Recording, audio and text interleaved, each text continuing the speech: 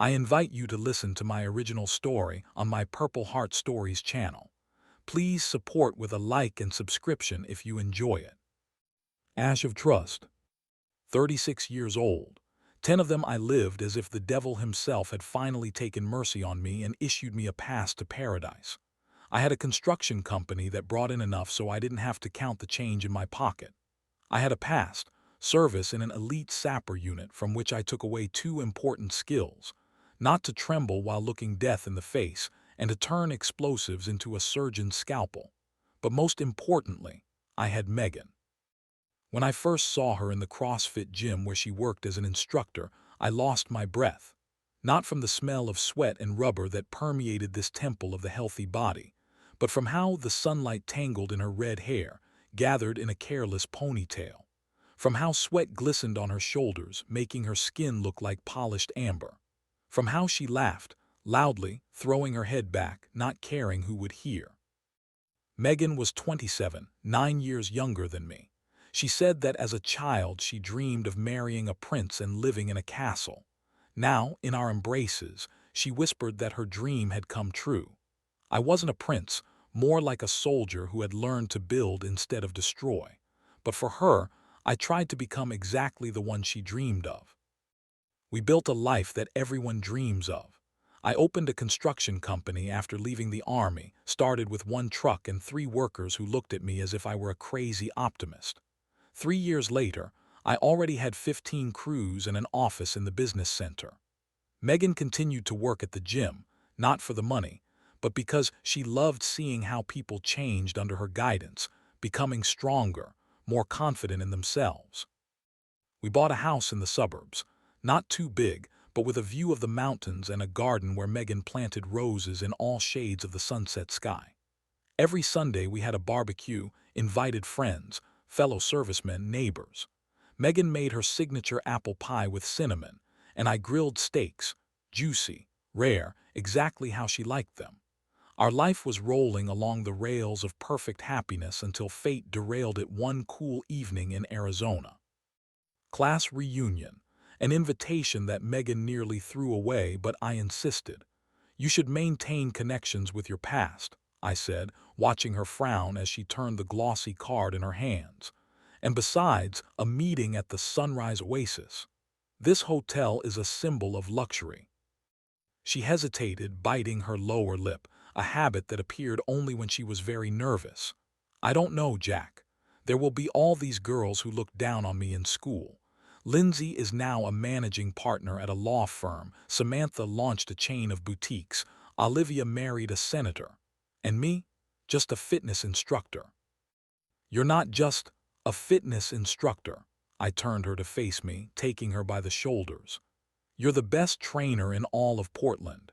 You have a 2-month waiting list for personal sessions. And you chose a job that makes you happy, not a prestigious profession that makes you howl into your pillow at night. But what will I say when they start bragging about their achievements? I taught Fat Freddy to do push-ups without cheating.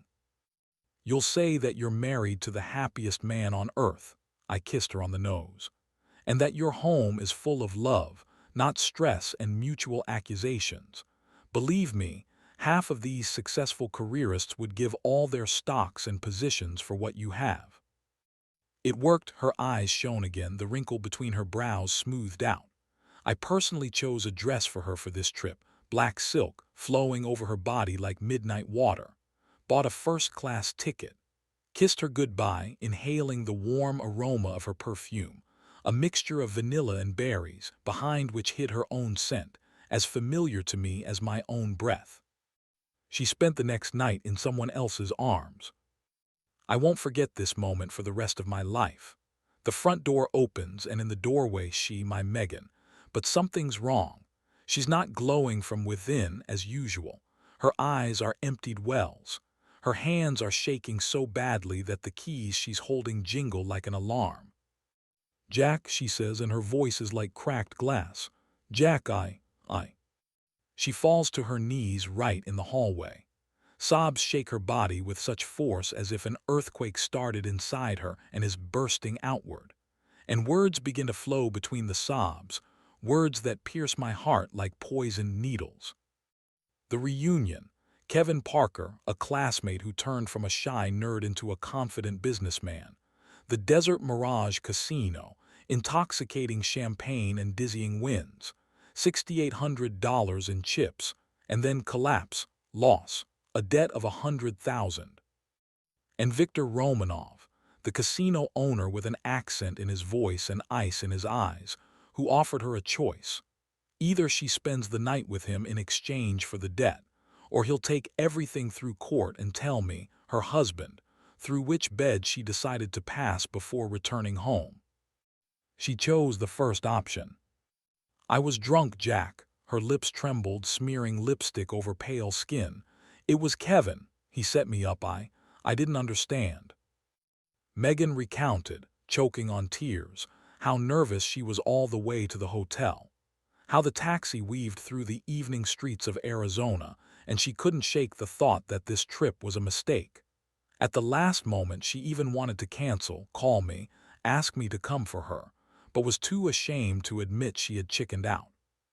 The spacious hotel room on the 12th floor greeted her with the coolness of air conditioning and a view of the night city. She spent a long time choosing between two dresses, that black one I had given her, and the dark blue evening gown bought a year ago. In the end, she settled on my gift. After all, she thought then, this dress will bring good luck. The next 2 hours were spent trying to create the perfect hairstyle. Megan redid her makeup 3 times, dissatisfied with either the eyeliner or the foundation. I looked in the mirror and saw only flaws, she sobbed now. Asymmetrical eyebrows, wrinkles in the corners of my eyes, a hint of a double chin. Even then I wanted to cancel everything, but it was too late. The Blue Moon restaurant was located in the historic center of the city, in a building from the beginning of the last century. The first thing that caught Megan's eye were the decorations of her former classmates, flashy necklaces, diamond-studded bracelets, massive designer watches. She unconsciously touched her only piece of jewelry, a thin gold chain with a pendant, given by me on our wedding anniversary. A saving glass of martini appeared in her hand almost immediately. It was followed by a second, then a glass of champagne. The alcohol dulled the acute sense of inferiority that came in waves when another former classmate exclaimed with feigned delight, "Oh, so you work as a fitness trainer. How cute. And I'm now a managing partner at a law firm. Or really, just married. I thought you had your own chain of beauty salons or a fashion boutique." At this point I was ready to burst into tears, Megan continued, smearing tears across her cheeks like a child. And then Kevin approached me. She didn't immediately recognize in the elegant man in a perfectly tailored suit that same quiet straight-A student who always sat at the back desk with a math textbook. Time had definitely done him good. His facial features had sharpened, acquired nobility, and in his eyes appeared a special gleam that only comes to people used to getting everything they want from life. "Megan Howard, you're still as beautiful as ever," he said with a slight smile, kissing her hand.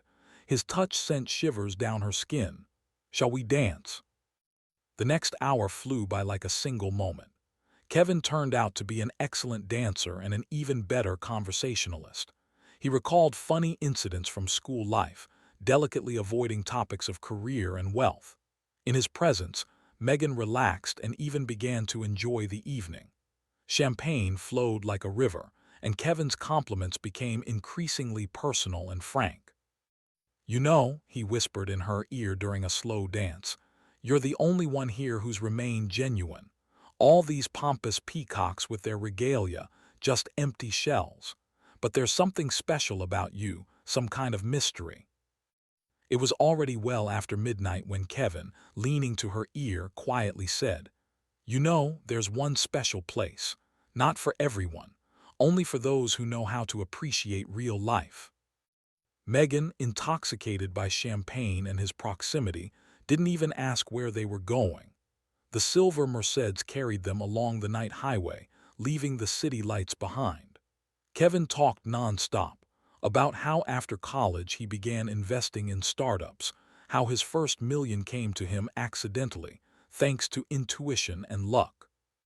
You see, some people have this gift to sense good fortune. Take you, for example.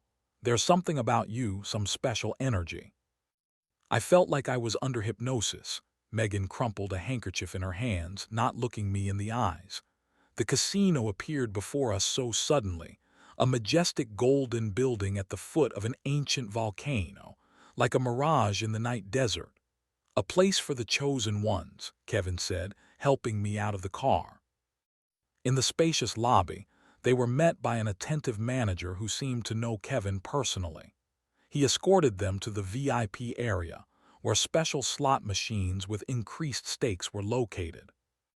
Let's try this one. Kevin led her to a machine with an image of an Egyptian pyramid. I have a feeling. Megan had never played in a casino before, but at that moment she felt capable of anything. The first $50 turned into 300, then the count went into thousands. Time stopped. There were only the melodious ring of winnings, Kevin's admiring whisper, and champagne glasses that seemed to appear in her hand on their own.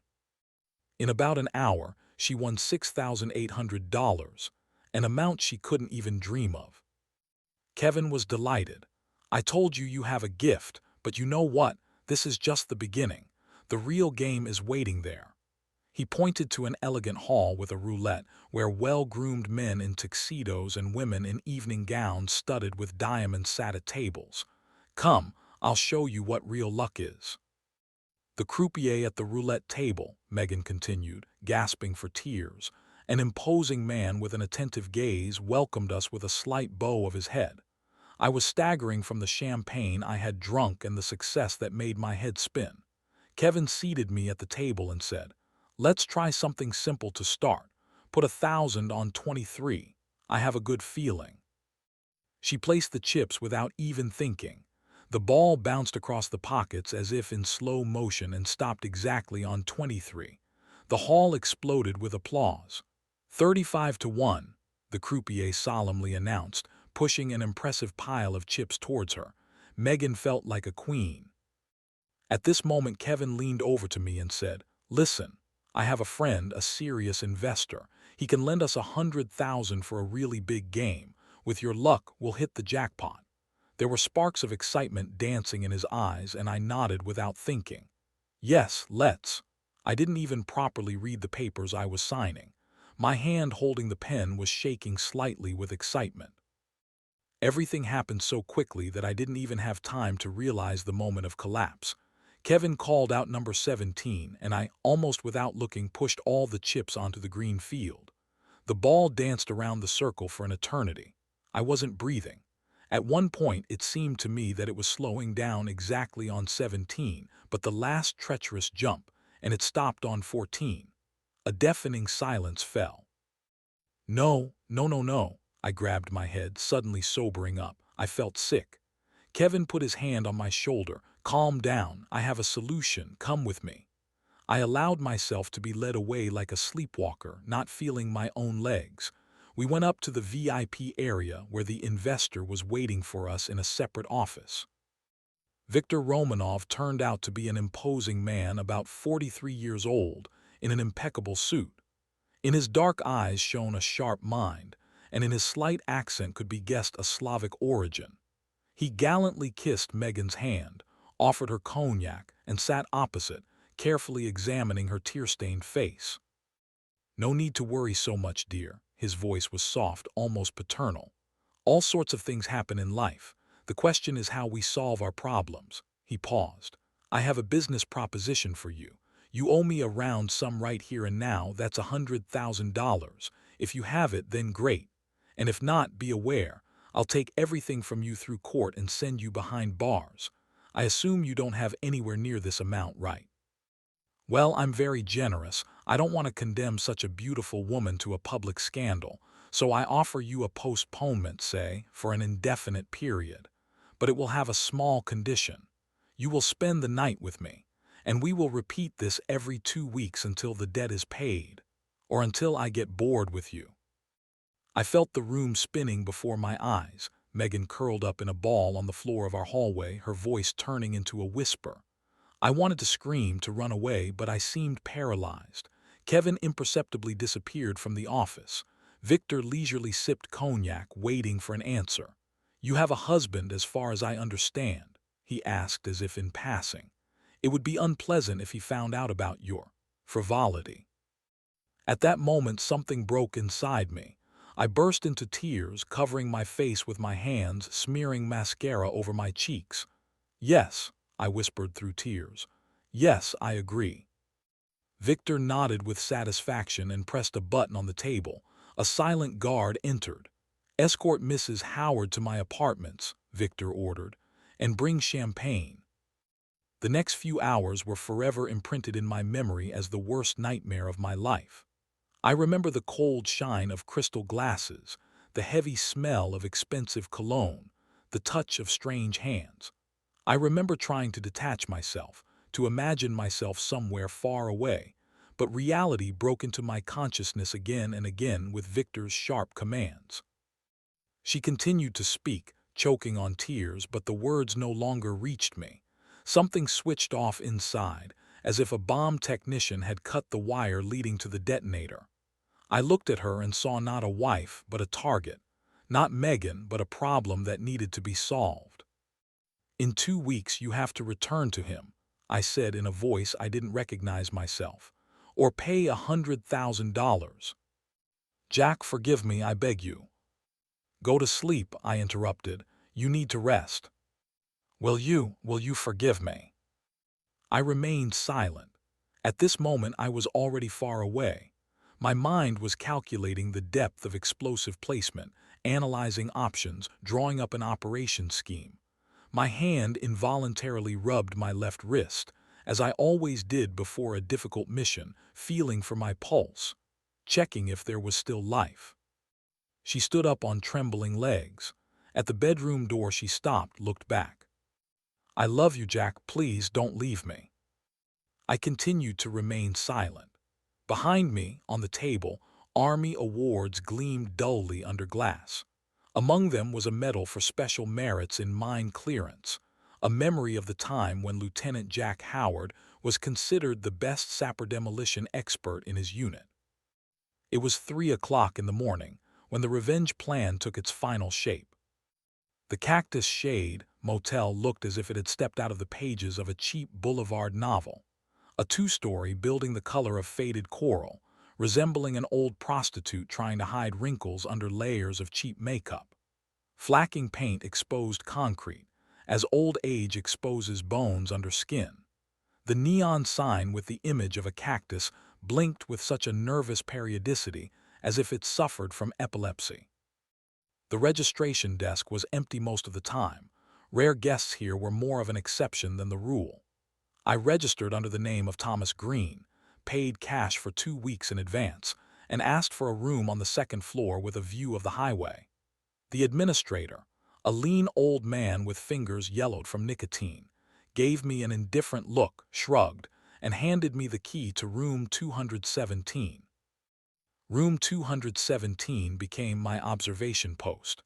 From here, I had a good view of the parking lot, the main road, and most importantly, the winding highway leading to the Desert Mirage Casino, which rose above the desert like a mirage created by a thirsty mind. The room's furnishings were Spartan: a sagging single bed, a rickety table, a worn armchair, and an ancient television that I didn't even try to turn on. But this suited me. I wasn't here for comfort. I laid out my tools on the table. A Nikon Monarch 520x56 binocular with 20 times magnification, $1,500 well spent. A notebook in an expensive leather cover that exuded a scent reminiscent of times when men wore hats and wrote thoughts with ink pens. Like in old detective films. I thought with a bitter smile, remembering how Megan and I watched film noir detective stories on weekends, covered with one blanket. For the first 3 days, I only observed. The casino functioned like a perfectly tuned mechanism. Cash collection vehicles appeared on Tuesdays and Fridays at 10:15, with the precision of Swiss watches. Security changed 4 times a day.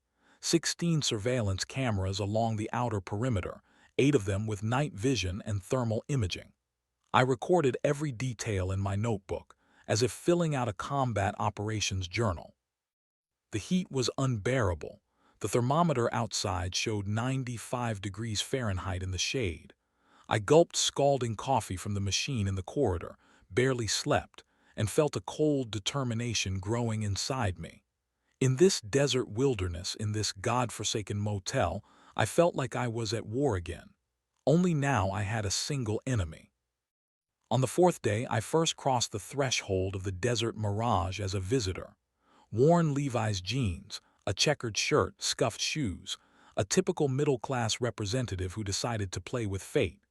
The huge guard at the entrance, a former Marine, judging by the tattoo and posture, slid an indifferent glance over me. There were dozens like me here. I slowly explored the hall, moving from machine to machine, making small bets. I noted the layout of tables, staff movements, camera blind spots. My brain worked like a computer, scanning and analyzing every detail. The temperature in the room, 68 degrees Fahrenheit, cool enough to maintain mental clarity. The ventilation system with outlets above each gaming table. The location of emergency exits. The routes of waiters. The blind spots of surveillance cameras. The bar was at a strategically important point. From here, the entire main hall could be viewed. I ordered a non-alcoholic beer and settled on a high bar stool, prepared for a long observation. The bartender, an elderly man with a mustache, neatly trimmed like a lawn in front of a house in a prestigious suburb, introduced himself as Frank. For a modest $20, casually left on the counter, he shared gossip about regular customers and parties held in the VIP area. "These Russians," he said, polishing a glass to a shine, "they know how to do business. Viktor Romanov came here 10 years ago with one suitcase. Now he has a casino that brings in millions and a wife you can't take your eyes off. They say he's from the mafia," I asked as if in passing. Frank shrugged. "Who knows, but he knows how to dispose of his enemies." He made an expressive gesture with his hand, drawing horizontally at his neck. "A couple of years ago, one guy, a lawyer, threatened to sue. Allegedly everything here is rigged and dishonest. They found him in the desert. The official version, a snake bit him. But people say there's no allergy to snakes that covers the entire body with blisters." Exactly at 9 o'clock in the evening, Kevin Parker appeared. Something inside me tightened, like a fist ready to strike. He walked with his shoulders squared, in a gray Tom Ford suit that probably cost as much as my monthly salary. Next to him, a miniature blonde in a red dress minced along, giggling at his every word. Her eyes sparkled with excitement and alcohol, exactly as Megan's eyes must have sparkled then. I watched as the familiar scenario unfolded. First, the slot machines specially configured with an inflated winning percentage. Then champagne. A waiter appeared as if out of thin air every time the blonde's glass emptied. Kevin was whispering something in her ear, stroking her back, his fingers moving lower and lower. She melted from his touches like ice cream under the scorching Arizona sun. After an hour of such treatment, they moved to the roulette. The blonde began to win, her excited laughter spreading across the hall. I caught several envious glances she threw at Kevin, saw how she pressed against him, grateful for the luck he had brought her, exactly as Megan had described. The following days, I continued to expand my reconnaissance. At the Riverside Hotel, 2 blocks from the casino, a talkative porter, a young man with an acne-covered face, shared stories about strange incidents of the last few months. In half a year, at least 4 women had stayed at the hotel after a night at the casino. All in hysterics, all demanding police, and all withdrew their complaints within a week. "They say the Russian has his people in the mayor's office," whispered the porter, nervously looking around as if the walls could report on him. "And in the police, too.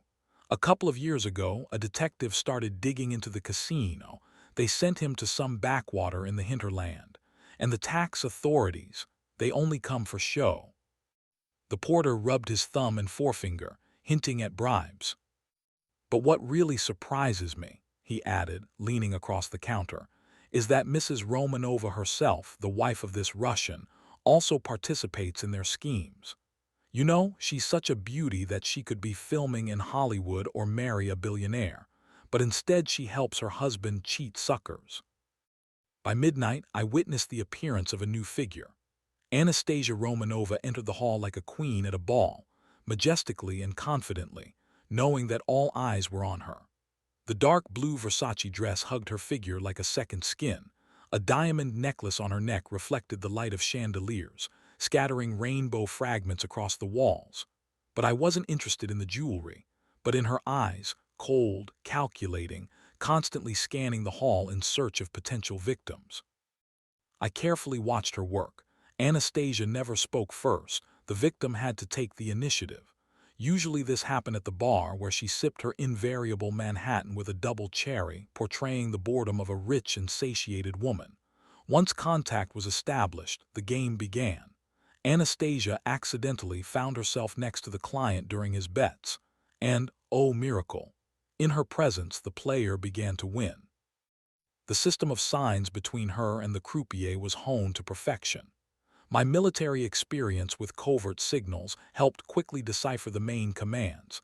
Touching the left earlobe meant that the next win should be big. An adjusted bracelet on the right hand. The client is ready for a big game. Tapping fingers on a glass, time to drain another loser. Over several days, I compiled a detailed album of observations. Schemes of movements of Victor and Anastasia Romanov, security work schedules, a map of the casino with marked cameras and blind spots, a schedule of all operations, from food delivery to cash collection. Now I needed information of a different kind. The phone rang at 5 in the morning. Mike Peterson, my former fellow serviceman, a specialist from the Pentagon's geological department, never called just to chat. "Hi, old man," his voice sounded tired, as if he hadn't slept all night over my request. "I got your request on seismic activity. Strange topic for a man who builds houses. Planning something." I rubbed my eyes, inflamed from lack of sleep. I hadn't slept for 36 hours, but I didn't feel tired, only cold clarity, as before an important operation. "Just checking the ground for a new project," I said as casually as possible. "What do you say?" "I'd say you're damn lucky. In 9 days, a series of underground tremors is expected. Nothing serious. Maximum 3.2 on the Richter scale. Normal for this area, happens about once every 2 weeks. Locals don't even pay attention." "And can you predict the exact time?" "You're something else," chuckled Mike. "This isn't a trained schedule, but according to the models, activity will begin around 9:30 p.m. and last about 2 hours. Peak, around 11:15 p.m., plus or minus 15 minutes. Mike, you're a genius. I owe you a case of whiskey when this is all over." "I don't like your tone." There was wariness in his voice. "Jack, you're not planning to do something stupid, are you?" "Me?" I tried to laugh, but it came out unconvincing. "Just construction, buddy, just construction." The information was perfect. I spread a topographic map of the area on the table. The Desert Mirage Casino was built on the slope of an extinct volcano, risky from the standpoint of seismic safety, but ideal for my plan. I spent several hours studying geological sections of the soil, making calculations, drawing schemes. By noon, I was already exploring the slope, making notes in a notebook and photographing the terrain. The heat was such that the air shimmered above the sand like water. Sweat poured into my eyes, my shirt stuck to my back, but I continued methodically surveying the territory. My attention was drawn to an old technical tunnel, dug back in the 50s for geological research. It was half a mile from the casino and was abandoned, but perfect for my plan. The entrance to the tunnel was blocked by stones and camouflaged by bushes, but for someone who knew what to look for, it wasn't hard to find. Inside stood stale coolness. It smelled of dust and something metallic. The flashlight beam illuminated rusted rails. Once trolleys with equipment ran here, and walls that had crumbled in some places. But overall, the structure seemed reliable. I moved deeper, noting branching paths and checking against the geological map. One of the passages was supposed to lead under the hill where the casino stood. After about a quarter mile, the path was blocked by a collapse. I shone the flashlight upward. The vault had partially collapsed, but this wasn't a problem. On the contrary, an ideal place for planting.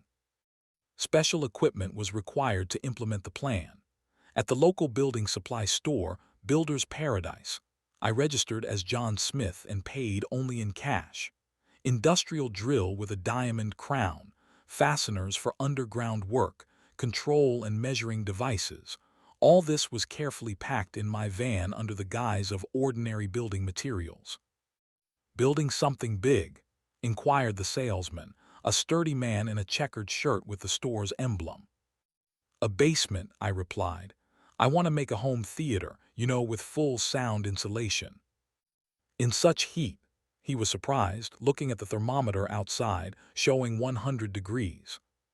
"I'm retired," I shrugged, feigning nonchalance. "What else is there to do in this hole?" I paid special attention to explosives. My experience as a sapper suggested that ordinary explosives wouldn't do here. I needed something with a directed action. Through Army connections, I obtained an experimental composition for mining operations, giving a controlled impulse without a destructive wave. A nice guy from a military laboratory, a long-time debtor of mine, handed me a small case in a roadside cafe parking lot. We exchanged a couple of phrases about the weather, sports news. From the side, it seemed as if old friends had met. But as he was leaving, he said quietly, "This is an experimental development, powerful and precise. The detonator is adjusted by pulse like in films. If something goes wrong, the charge neutralizes automatically. But it's better if everything goes right, Jack. I don't want to find out that you blew half of Arizona to hell." From midnight to 6 in the morning, I worked in the tunnel like one possessed. The calculations had to be impeccable. The slightest error could lead to catastrophe. I used a laser level for precise navigation, verified every meter of progress against my drawings. The drill with a diamond tip easily entered the rock, leaving perfectly even holes for placing charges. The work was hard. My hands became numb from constant vibration. Stone dust got into my nose and eyes, despite the mask and protective goggles. But I felt a strange satisfaction, as if I was back in the army, performing an important mission. In the desert wilderness, in the abandoned tunnel, I was my own commander and executor. During the day I slept. In the evening I returned to observing the casino. At night I went back to the tunnel. This continued for 5 days until the underground passage was ready. I installed devices at a depth of 40 meters, directly under the foundation of the casino. Each charge placed with jeweler's precision. The explosion was supposed to create a directed wave, coinciding with the natural seismic shock. I set the detonators for remote control through a secure channel, no risk of signal interception. I checked everything 3 times, as taught in the Army. When the last charge was installed, I exited the tunnel and sealed the entrance so that no one could discover traces of work. The sun was just rising above the horizon, painting the desert in reddish-golden tones. I stood on the hillside, looking down at the casino. It seemed harmless and even beautiful in the dawn light, but I knew what secrets were hidden behind its golden facade. Now money was needed. The manager of the Arizona Trust Bank carefully studied my documents, tapping a pen on the table. Outside the window, the asphalt parking lot was melting from heat, but in his office reigned an Arctic coolness. A house in the Portland suburbs, a successful construction business, an impeccable credit history. And your parents' house as additional collateral. He looked at me over his glasses. "Are you sure you want to risk everything?" I nodded. I had spent a sleepless night considering this step. Everything I had built over 10 years. A cozy house where Megan and I planned to raise children. A company started with 1 truck and a crew of 3 people. My parents' house. All of this was now chips in a big game. An unusual request for a building contractor. The banker leaned back in his chair. "Usually you guys ask for loans for new equipment or business expansion, but here, just cash. I want to try my hand at investments, I replied, calmly holding his gaze. There's a project that requires a quick decision. You mean to say you're planning to invest this money? He raised an eyebrow. In what field if it's not a secret? Real estate, I smiled. After all, that's what I know about. The manager nodded thoughtfully, then opened a new file on the computer. 186,000, he said. This is the maximum we can offer you. The interest rate will be high. I signed the papers without looking. They gave me the money right there, a small case packed with $100 bills. It seemed unexpectedly light for a sum that could change my life.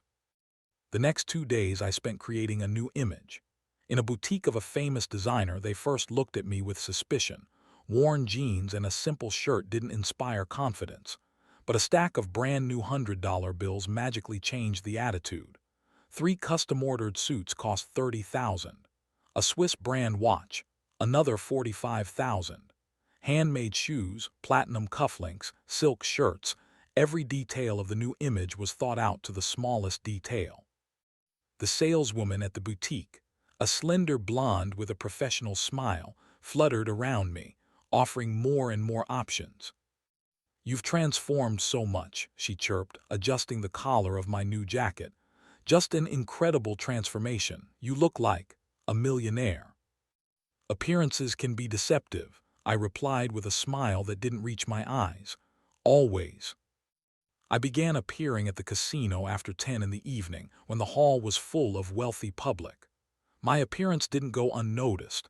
An impeccably dressed gentleman making large bets with casual elegance always attracts attention. The guard at the entrance, that same former Marine, now looked at me with respect, even nodded slightly, letting me in. I avoided roulette, preferring blackjack, a game requiring concentration and calculation. I won and lost with an equally impassive expression, like a man for whom money is just a way to keep score. I ordered expensive whiskey, but hardly drank, just slightly sipped, pretending to enjoy the taste.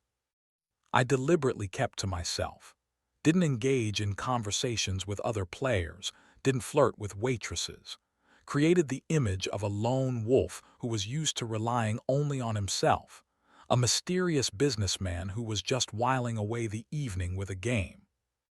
New client, table number 4, I heard as the waitress whispered something into the microphone hidden in the collar of her uniform.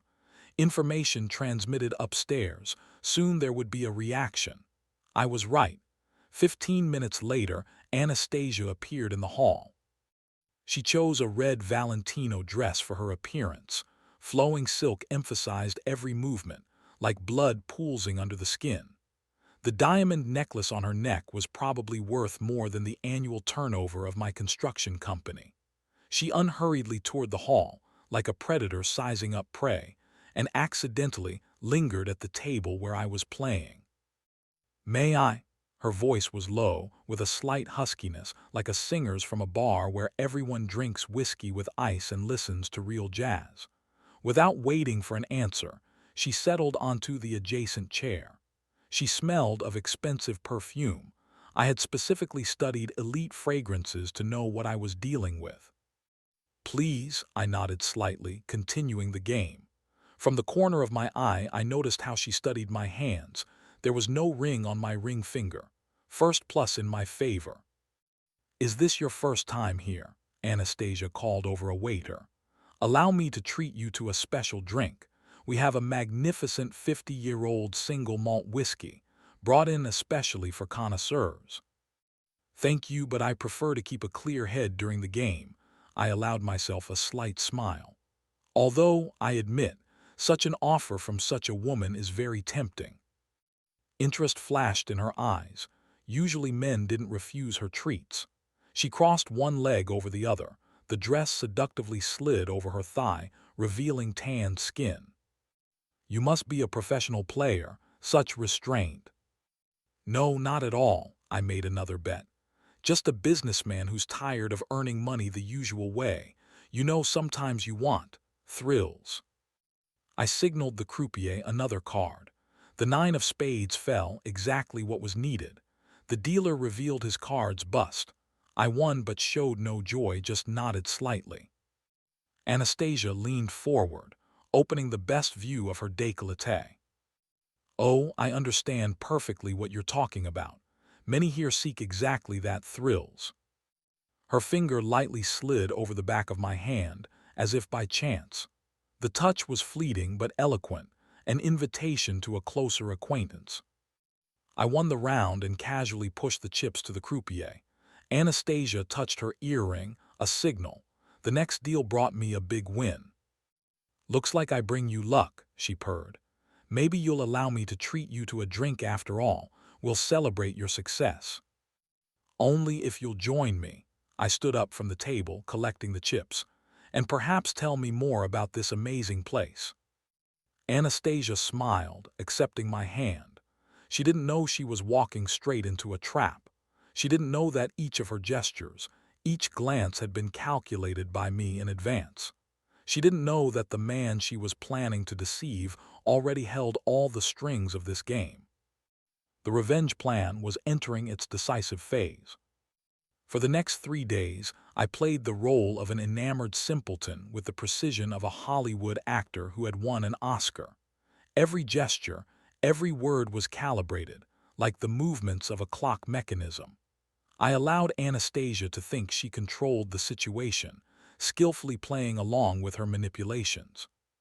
From time to time, I accidentally demonstrated my financial well-being, carelessly left bank statements on the table, photos of a mansion in California on the phone screen, conversations about multi-million-dollar deals. We dined at the casino restaurant, exquisite dishes that cost more than a regular family's weekly ration. Anastasia told me about herself, or more precisely, about her fictional version, about childhood in St. Petersburg, about a modeling career in Europe, about a chance meeting with Victor at a charity evening in Monaco. A beautiful fairy tale in which there was exactly as much truth as was required to maintain the intrigue. "And you?" she asked, stroking the stem of a wine glass with long fingers with perfect manicure. "Such a successful man and still alone." "Was married," I replied, looking her straight in the eyes. "She left me for another." "What a fool!" Anastasia shook her head. "I can't imagine a woman who would refuse such a man." She placed her hand on mine, another invitation, another step in our dance. I allowed my fingers to intertwine with hers, creating the illusion of intimacy. "Perhaps I was the fool," I said with a carefully measured dose of sadness in my voice. "Worked too much, paid too little attention to her." "In that case, it's her loss." Anastasia squeezed my hand slightly. "Some women don't appreciate what they have until they lose it." During the day I slept, recovering my strength. In the evenings I carefully prepared for the outing, perfectly ironed suit, expensive perfume, impeccable styling. In front of the mirror I practiced my facial expressions, a slight smile with a tinge of self-satisfaction, a slightly narrowed gaze of a successful person, confident but relaxed movements. Every evening I appeared at the casino at 10:15, not a minute earlier, not a minute later. Anastasia always waited for my appearance. She masked this behind social conversations with clients, but I saw how her shoulders tensed at the sound of my footsteps, how her breathing quickened when I passed by. Her interest in me became almost palpable, thick like fog over a lake in the pre-dawn hour. "I have a network of construction companies on the East Coast," I casually dropped during one of our conversations. "Nothing special, just 2,000 employees and a turnover of around 300 million a year." I deliberately understated the figures to seem plausible. Anastasia just smiled understandingly, but I noticed the greedy gleam in her eyes at the mention of the sum. Our evenings turned into an exquisite dance of deception, where each partner tried to lead, pretending to follow the other. Anastasia flirted more and more openly, but within strictly dosed limits, so as to inflame interest but not give grounds for familiarity. I responded with the same calibrated restraint, sometimes allowing notes of genuine admiration to slip into my voice. With each evening, I made bets slightly larger than the previous ones. Thanks to Anastasia's conditional signals, my winnings grew in geometric progression. During the first 2 days, I increased my capital from $186 to $248,000. The casino allowed me to win, preparing for the grand finale. The staff exchanged knowing glances. For them, I was another goldfish swimming straight into the nets. The reaction of other players was especially amusing. They looked at me with envy and admiration, whispered behind my back about my incredible luck. Someone tried to copy my bets, but invariably lost. You just need your own lucky charm. Anastasia winked at such losers, and they nodded understandingly, not suspecting the true meaning of her words. Victor observed the development of events through surveillance cameras, occasionally appearing in the hall for social conversation. I was impeccably polite with him, but kept slightly aloof, like a man used to dealing with more influential figures. This flattered Victor's vanity. A Russian immigrant who created his own casino, he liked to feel equal to the American elite. "You play very smartly, Mr. Johnson," he said once, sitting down beside me at the bar counter. "Not often do you meet a person with such cold calculation." "In business, it's necessary," I replied, raising a glass in a playful toast. "I suppose you know this better than most." "Oh yes," he grinned, showing perfectly white teeth. "You and I are alike. We both know the price of risk and luck." "And women." I nodded toward Anastasia, who was talking to some elderly client in the far corner of the hall.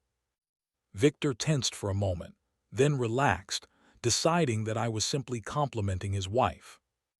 "A beauty, isn't she?" Pride of an owner sounded in his voice. "A real treasure, and smart as the devil."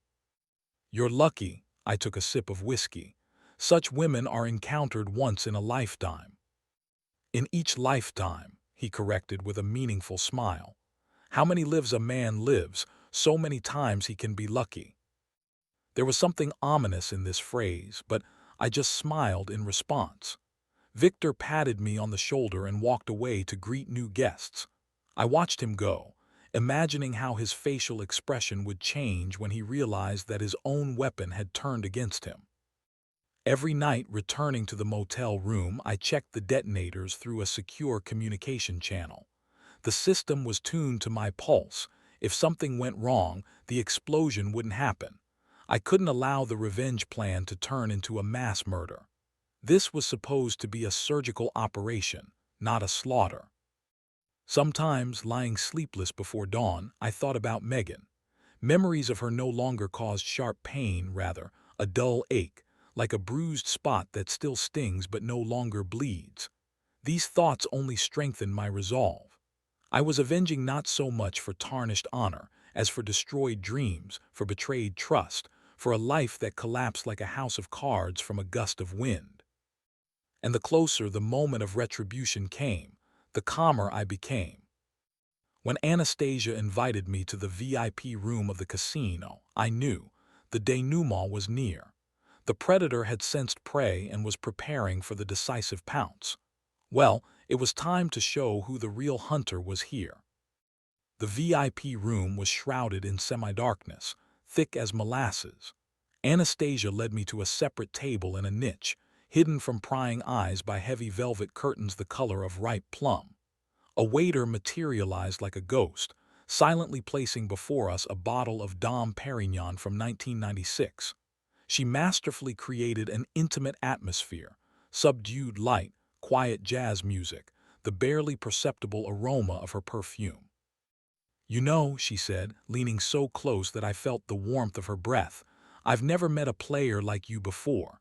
There's something special about you." Her fingers slid over my wrist, light as butterfly wings. "Perhaps it's time for a really big game." I took a sip of champagne, looking at her carefully over the rim of the glass. "Big, what do you mean?" "Well," Anastasia licked her lips, "today is your lucky day, I can feel it. Why not do something extraordinary?" She leaned even closer, her breath tickling my ear. "Big risk, big reward. Isn't that how real winners live?" I slowly shook my head. You know, Anastasia, I'm a superstitious person. In business, in life, in the game, everywhere you need your own lucky charm. I paused, watching her reaction. And my charm requires special conditions. What kind? Her voice faltered. For the first time all evening, a note of uncertainty slipped into it.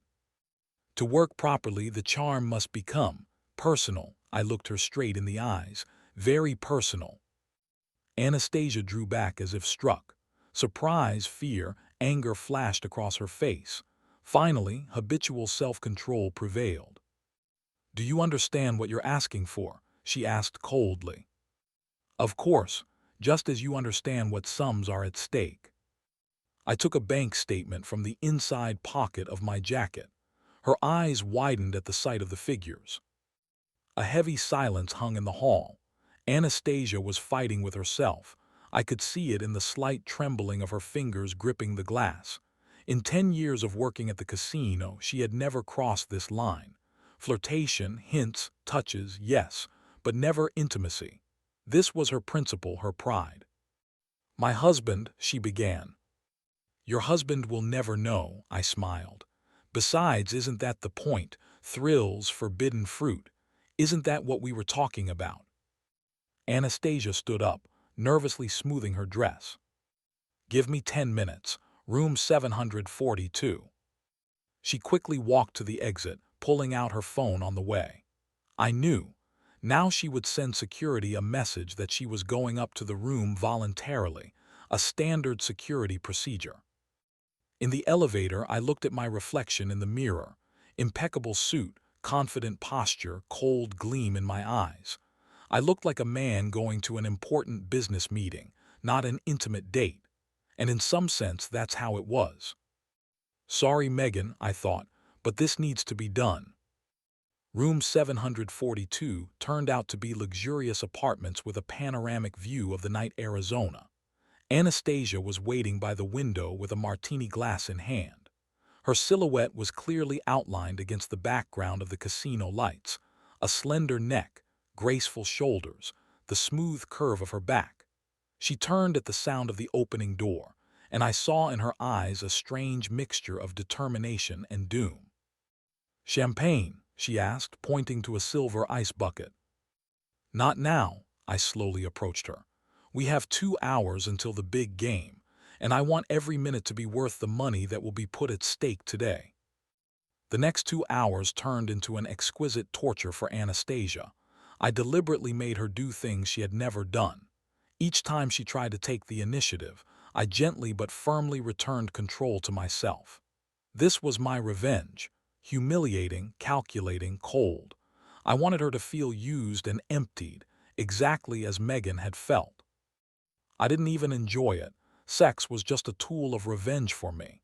I imagined how Victor did the same to Megan, how she, gritting her teeth, endured his touches, his commands, his Victor's gaze. And this gave me strength to continue this painful game. Anastasia played her role professionally, didn't show that it was unbearable for her.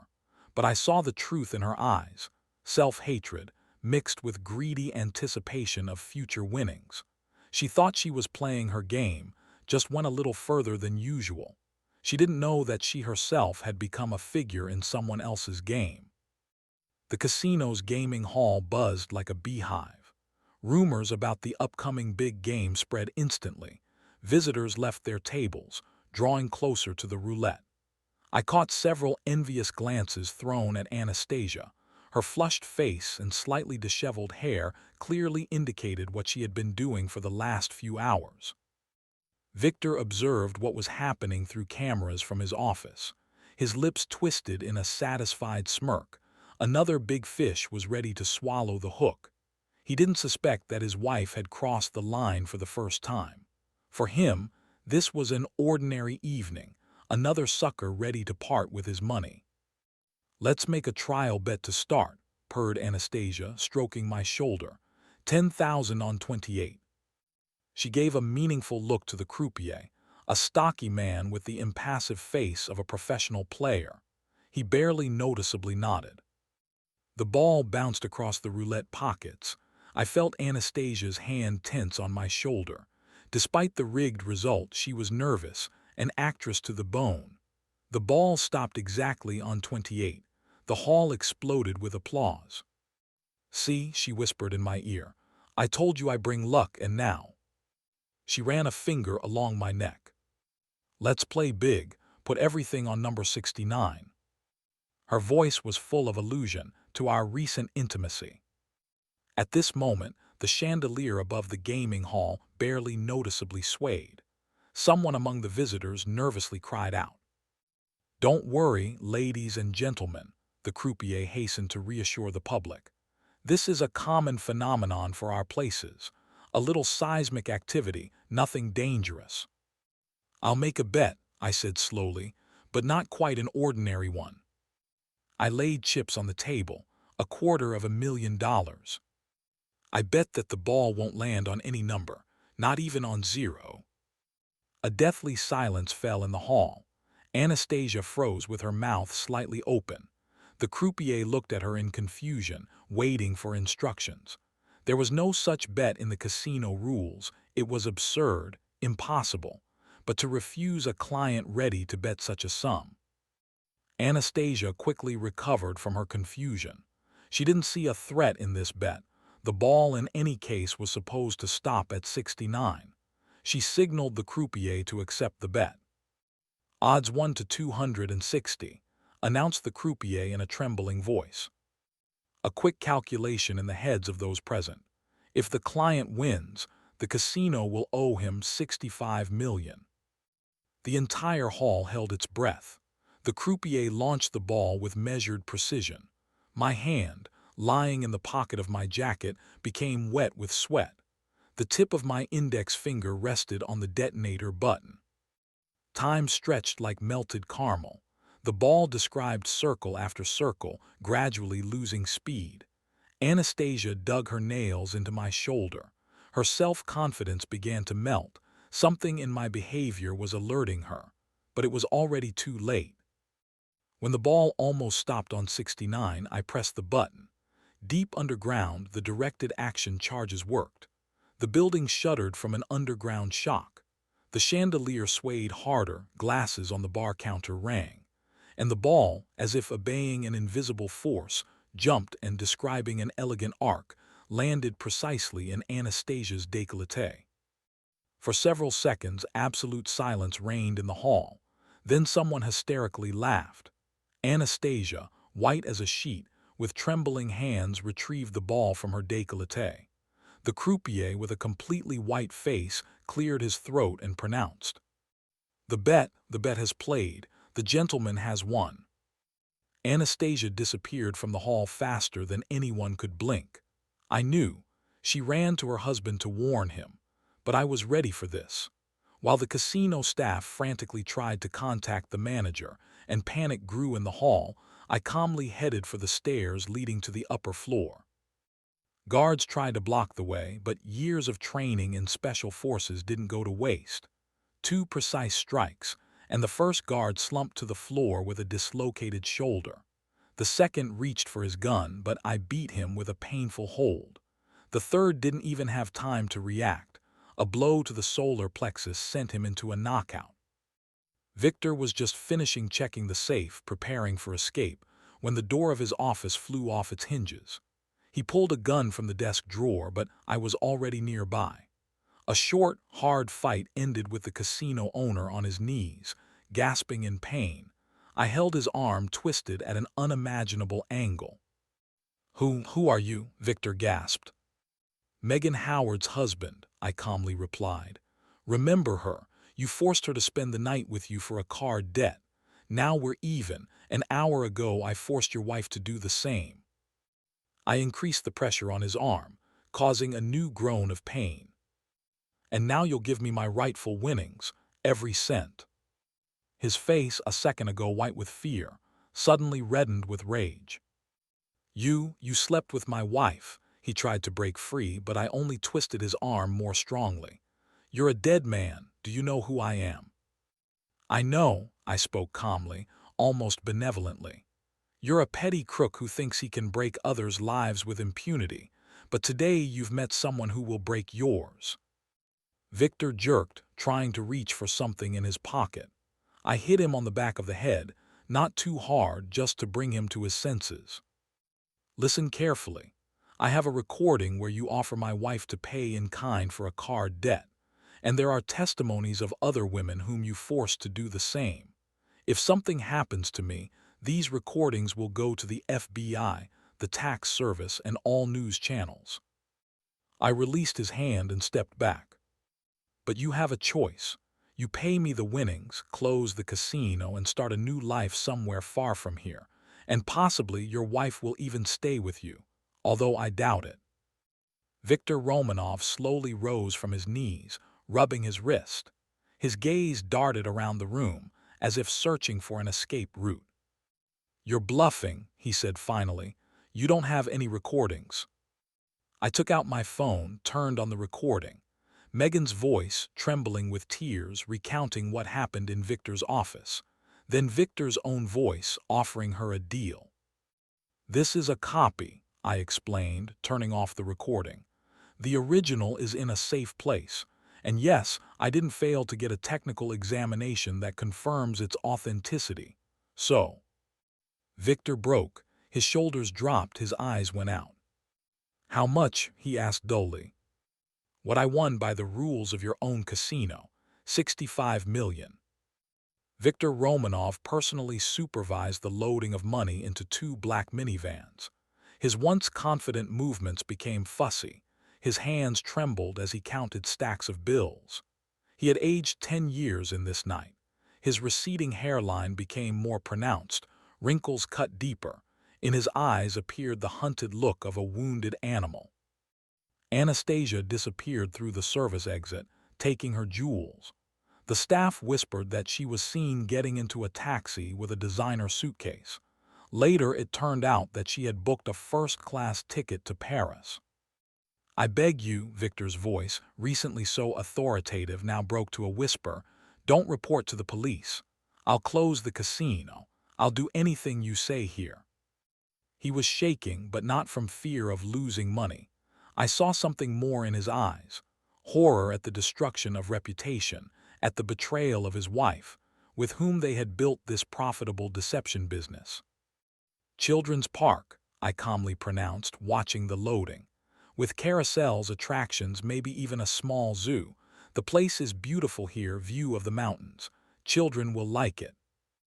I hired 2 armed drivers for transporting the money, former fellow servicemen whom I trusted as myself. They silently performed their work, ignoring Victor's lamentations. While the last bags were being loaded, he was signing documents on closing the casino. His hand with a gold pen trembled, leaving uneven flourishes on the paper. "I myself wanted to quit this business," he muttered. "Anastasia always demanded more money, more luxury. I didn't notice how everything went too far." I silently observed his agony. Somewhere deep, a semblance of pity stirred, but I suppressed this feeling. I remembered Megan's tear-stained face, her trembling hands when she told about the humiliation to which this man had subjected her. No, pity was inappropriate here. The minivan set off at dawn. I rode in the 3rd escort car, looking in the rearview mirror at the casino building, gradually dissolving in the morning haze. Inside me was a strange emptiness. Revenge had been enacted, the plan had worked perfectly, but the expected satisfaction wasn't there. At home, an empty office and a stack of unread business letters awaited me. I spent several hours just sitting in the dark in my leather armchair. Fragments of memories swirled in my head. The first meeting with Megan at the gym, our wedding, plans for the future that now would never come true. I took a photo album from the desk drawer. Moments of our former, happy life were frozen on glossy pages. Megan in a white dress, laughing, with a bouquet of wildflowers in her hands. Megan on the beach, turning her face to the sunset sun. Megan in the kitchen, with flour on her nose, trying to bake a cake for my birthday. I turned page after page, trying to feel something other than the hollow emptiness inside. Here we are at Lake Tahoe. Megan learning to water ski, her face distorted with fear and delight at the same time. Here we are celebrating our wedding anniversary in a small Italian restaurant. She in that same dark blue dress that now hung in the closet as a mute witness that everything could have been different. Here's a weekend in New York. Megan against the background of the Brooklyn Bridge, hugging herself against the cold wind, her red hair billowing like a flame. How many more such moments could there have been? I thought, running my finger over the photograph. How many plans, hopes, expectations, all destroyed in one night? She was sleeping upstairs. I could hear her even breathing as I climbed the stairs. I stood in the bedroom doorway for a long time, examining her face in the moonlight. She seemed so young, so defenseless in her sleep. But something had irrevocably changed in my perception. Where there was tenderness and a desire to protect before, now gaped emptiness. I avenged you, I silently pronounced. But why doesn't it make me feel better? At this moment, Megan stirred in her sleep, and something in her movement, in the curve of her neck, in the way she pursed her lips, caused a sudden bout of nausea in me. All these gestures, once so familiar, now seemed fake, affected, like Anastasia's mannerisms that night in the hotel. I quietly left the bedroom, went down to the kitchen, and brewed myself a strong coffee. Outside the window, dawn was breaking. A pale pink stripe of light on the horizon slowly widened, driving away the night shadows. The neighbor across the street came out for the morning newspaper in a house robe, waved to me. I mechanically waved back. An ordinary morning of an ordinary day. Only inside me, something had irrevocably broken. The next week turned into an exquisite torture for both of us. Megan tried her hardest, cooked my favorite dishes, wore the dress in which we had met, played our song during dinner. Her every movement screamed of a desperate desire to fix everything. But the more she tried, the further I withdrew. When she touched me, I involuntarily flinched. Not from disgust, just these touches no longer meant anything. They had become empty gestures, mechanical attempts to resurrect what had irrevocably died. At night, I would sit for long hours in the garage, taking apart and reassembling the engine of an old Harley-Davidson motorcycle that I had bought before our wedding. The familiar work helped me not to think. One evening, I went to the kitchen for tools and saw Megan standing by the window, hugging herself. She didn't hear me come in.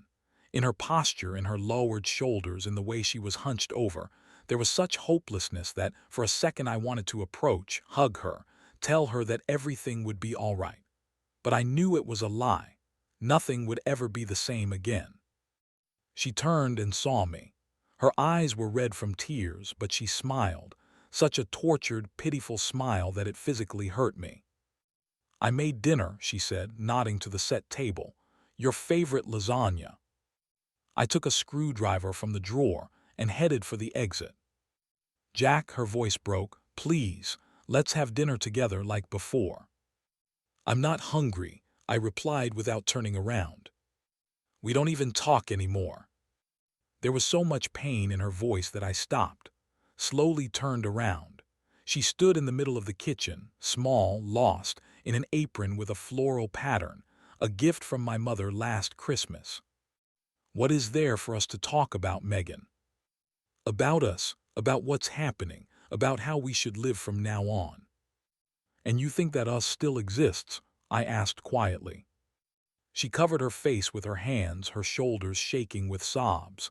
I looked at her and felt nothing, as if I was watching a scene from a film, touching, but only tangentially related to me. On Friday evening, everything finally burst out. Megan placed a plate of lasagna in front of me, my favorite dish that she had learned to cook especially for me. The aroma of basil and oregano filled the kitchen, reminiscent of the happy days of our life together. "Jack," her voice trembled, "I know I don't deserve forgiveness, but I love you. I'm ready to do anything, just tell me."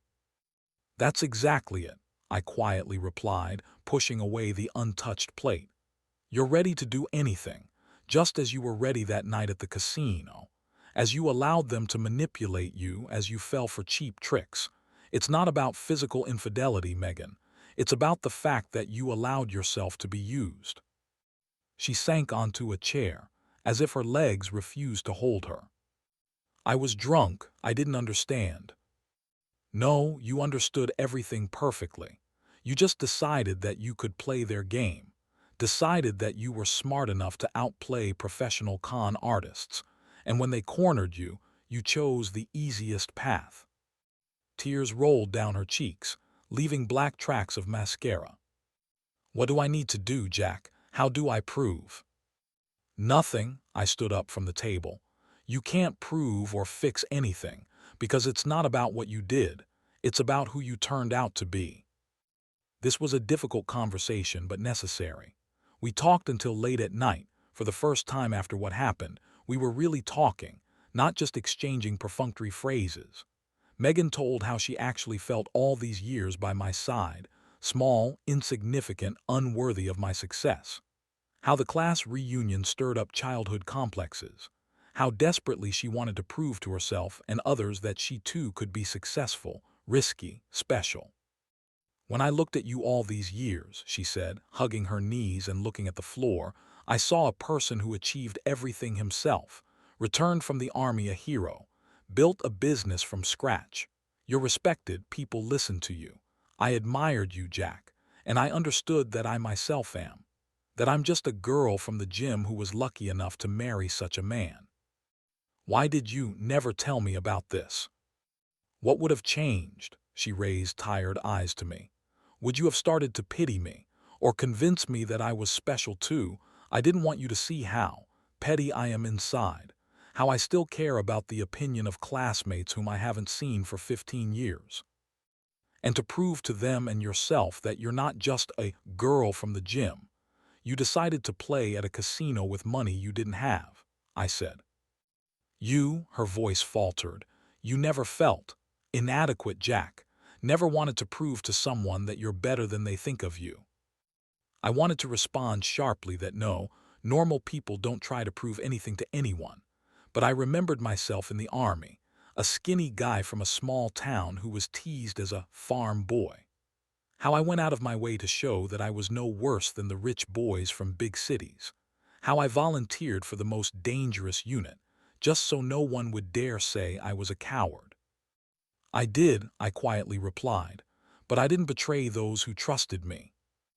I listened to her silently, looking out the window at the night city. Her words no longer touched my heart. It seemed to have been covered with a crust of ice.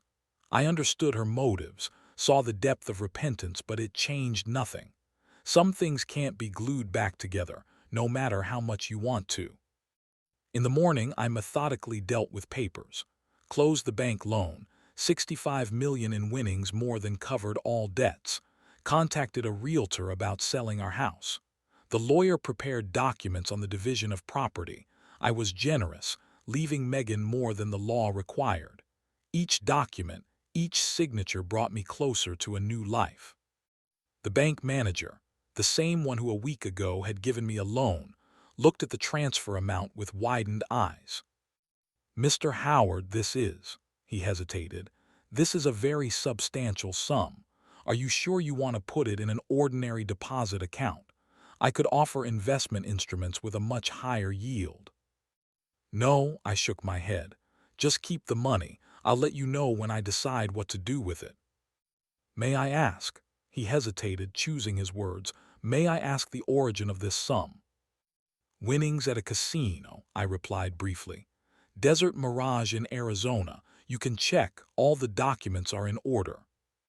The manager gave me a strange look, a mixture of disbelief and envy. "You must be the luckiest person I've ever met." "No," I shook my head. "I just know how to blow things up well." He laughed, taking it as a joke. I didn't bother to disabuse him. During the day, I met with the lawyer, an elderly Jewish man named Goldstein with intelligent, sad eyes and a gray goatee. "Are you sure about the division of property?" he asked, looking at the list I had compiled. "By law, you are not obligated to give so much." "I'm sure," I nodded. "She should not want for anything." An unusual position for a husband who, as I understand it, was betrayed by his wife. remarked the lawyer, removing his glasses and wiping them with a handkerchief. I don't want her to ever get into situations where she would have to make compromises because of money, I replied. Goldstein nodded understandingly. Noble, stupid, but noble. Megan didn't argue, didn't try to dispute something or bargain for better conditions. She just sat on the couch, wrapped in a blanket, and watched as our life together was methodically arranged into folders and envelopes. Sometimes it seemed to me that she wanted to say something, but words no longer mattered. Everything had already been said and done. Have you decided where you'll go? She asked one morning as I was packing. To Montana, I replied. Bought a ranch not far from Big Sky. Will your parents go with you? Yes, they also need a change of scenery. She nodded, looking away, then unexpectedly asked, Did you find him, that Russian? Yes. And what did you do to him? I looked at her with a long gaze. For the first time in these days, she was looking me straight in the eyes, without tears, without pleas for forgiveness, just waiting for an answer. Close the account, I said briefly. We didn't return to this topic. The realtor from Montana sent photos of the ranch early in the morning. 300 acres of land not far from Big Sky, hilly pastures, a small lake, a solid house with a wide veranda. I was viewing the images on a tablet while my mother was packing things in the kitchen. Father silently smoked in the backyard, looking at the horizon. They didn't think twice when I suggested moving together with me. There's a good stable there, I said, showing the photos to my parents. We can get into horse breeding. Quarter horses sell well in that area. You know, son, I've always dreamed of having my own horses. Father put out his cigarette and carefully looked at the photos. And this place looks suitable for a new beginning. Mom didn't say anything, just hugged me tightly. She always understood without words. I talked about horses, about pastures, about the possibility of opening a small farm, but everyone understood. This was an escape from memories, from the city where every corner reminded of betrayal, from the past life that had crumbled like a house of cards. Mother methodically packed family relics, old photo albums, grandmother's china set, father's army awards. Each item she carefully wrapped in paper, as if trying to preserve not only the objects but also the memories associated with them. Sometimes she furtively wiped away tears. It was hard for her to leave the house where she had spent most of her life, but the desire to support me was stronger. You know, she said when we were sorting through the attic together, sometimes you need to lose everything to start over. When your father and I got married, we had nothing but love and faith in each other, and we built this life from scratch. She stroked my cheek. You're strong, Jack, you'll manage. Father was a man of few words, but in his characteristic manner also tried to support. He found old maps of Montana, studied weather forecasts for the region, compiled a list of necessary equipment for horses. They have real winters in these parts, he said, spreading a map on the kitchen table. We'll need to buy a snowmobile and a generator in case the power lines are damaged during a blizzard. I nodded, pretending that I was interested in these practical details. In reality, I didn't care. I just wanted to get away from this house, where everything reminded me of a life that had ended. Trucks with furniture and belongings set off early in the morning. I stayed behind to finish the last formalities with the sale of the house. Megan came to say goodbye. I saw her standing by the mailbox but didn't go out. Some farewells are better left unsaid. Through the glass, I watched as she stood under our maple tree, which we had planted 5 years ago. Gusts of wind tousled her red hair, and I suddenly remembered how on the first evening after meeting, we sat in a small bar, and I couldn't take my eyes off the fiery strands dancing in time with her movements. How alive and genuine she seemed then. I turned away from the window and went out through the back door, got into the car and drove away without looking back. In the rearview mirror, I saw only an empty driveway and the maple, whose branches swayed in the wind, as if waving goodbye. The road to Montana took 2 days. I drove without stopping for long, only to refuel and grab a bite. At night, fragments of memories haunted my dreams. An explosion in the Afghan mountains, an injured comrade, a plea in his eyes, "Don't leave me." The casino, the roulette ball flying along a curve and landing in Anastasia's décolleté. Megan on her knees in our hallway, broken, shattered, completely unlike the girl I fell in love with. The Montana ranch greeted us with a boundless sky and the smell of pine resin. The house turned out to be more spacious than in the photos: 4 bedrooms, a large living room with a fireplace, a modern kitchen. But the main thing, a wide veranda with a view of the mountains where you could sit in the evenings, watching as the sunset painted the peaks gold and purple. "It's beautiful here," said Mom, coming up to me on the veranda. "Quiet." "Yes," I nodded. "You can start over here." She placed her hand on my shoulder. "Just don't lock yourself away, son. Grief needs to be lived through, not buried." I remained silent. She sighed and went inside to help Father unpack things. The first thing I tackled was the stable. Work helped not to think, not to feel, just to exist here and now. I personally checked every board, every nail. The stable was to be perfect. After a week, I bought the first horses, a young quarter-horse mare and 2 foals. The animals required constant attention, and this was exactly what I needed right now. Days merged into a monotonous sequence: rise at dawn, work in the stable, tour of the property, checking fences, caring for horses, dinner with parents, sound sleep without dreams. Sometimes I communicated with neighbors, taciturn farmers who valued good work and didn't pry with questions.